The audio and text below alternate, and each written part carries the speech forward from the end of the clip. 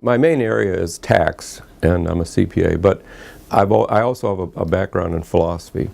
And one of my main interests has always been the connection between law and morality. I decided to look at it in terms of tax, the tax code. The IRS figures that every year almost $350 billion goes missing. There's psychological evidence, surveys that people have done and testing where they've shown that most people do feel a moral obligation to obey the law. And there's some people that don't, but most people do.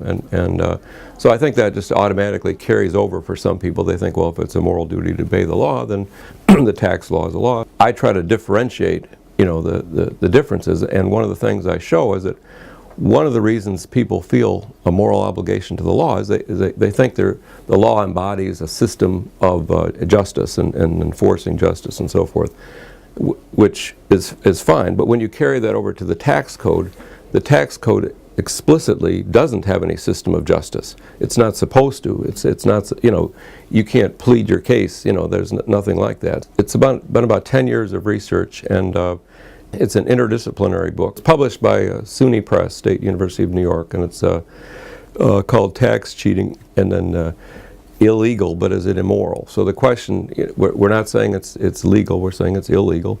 But we're also saying that it's a much broader, that the whole idea of cheating is much broader than people normally think. There's the people that think cheating is always wrong no matter what you're cheating.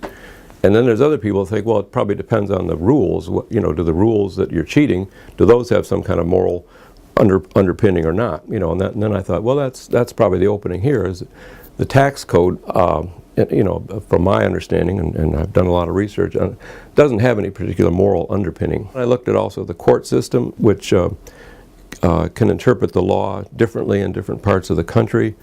And I looked at the taxpayer's point of view and research by the IRS. And the IRS knows that more than half of the tax cheating that takes place is among small businesses, because it's basically an honor system.